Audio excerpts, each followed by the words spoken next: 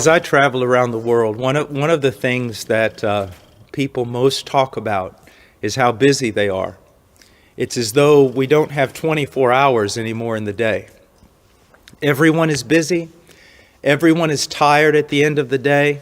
We're all like a bunch of hamsters running in a wheel. Seem to not be getting anywhere, but we're all out of breath. This has a tremendous and terrible impact on our Christian life. There was a secular psychiatrist, I forget his name, and I don't often quote secular psychiatrists, but he said something like this. There is a saying in English that hurry is of the devil. And he said, no, that's not true. Hurry is the devil. And what he was trying to say was simply that it's one of the things that is most doing damage to the individual, our society, our culture. And I would submit to you it's doing a great deal of damage to the church. There are so many things calling for our attention. And now that we have this explosion of the internet with Twitter and Facebook and websites and such an overload of information, we have less time than ever. Less time than ever. And because people, now don't be offended, but because people are very egocentric and everyone wants to be a movie star, everyone now has their own Facebook page and their own Twitter account, and they're announcing to the world everything that they're doing, everything they are, and everything they believe. Now, some of that, I suppose, could be good, but a lot of it's just a waste of time. Now, the question is, since everyone is so busy, what can we do to affect this problem? Well, first of all, we need to realize something. That we are not called by God to do everything. We are called by God to do His will. So, if we're going to order our life, we must know what God's will is, and that is found in the Scriptures. You know, it seems like every question someone has, the answer is always this. Go back into the Scriptures, read the Word, and find out what He has to say. But the way I handle all of this, because it also affects me, is I set priorities. Hopefully they're not my priorities, but they're God's priority. What is my number one priority every day? Number one priority. I would have to say it is meeting with God. Spending time in the Word and spending time in prayer. Because it impacts my entire life. If I don't do it, I'm disobedient. And if I don't do it, I'm no good to anyone. Do you know Martin Luther said?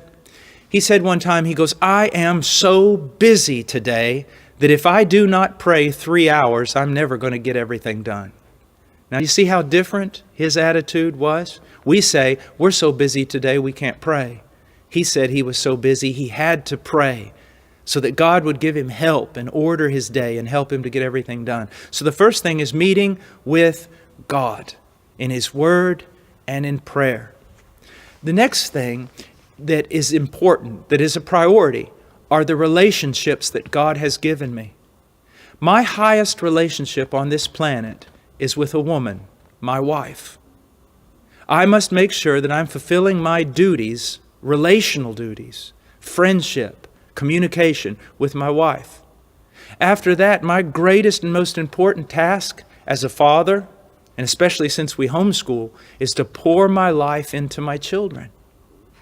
Now, obviously, I also have to work. I work in a mission. I have a job that requires at a minimum 8 hours a day, and usually it's sometimes twice that. And so when I go to work, I work hard. I don't play around. I don't get in a lot of conversations. I work. Why? In order to get my job done so I can get back to other priorities, which are always relational. My relationship with God, my relationship with my family, my relationship with my brothers and sisters in Christ, and then my relationship with people who need Jesus Christ. I think it will really help most people if they would put meeting with God first, and then put their relationships, the relationships that God has given them, following that. Then, of course, their work that they must do in order to sustain themselves and their family.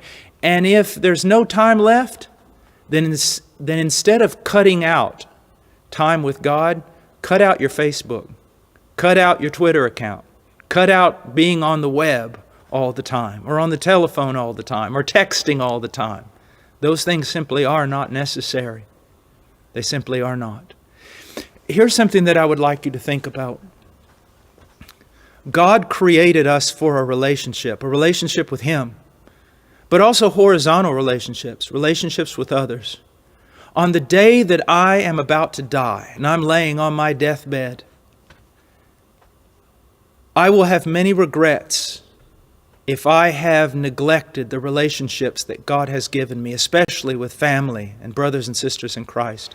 I don't think I'm going to be very, very sad if I was not able to do Twitter or was not able to maintain a Facebook page. Get your priorities together, and you'll not have much problem with time.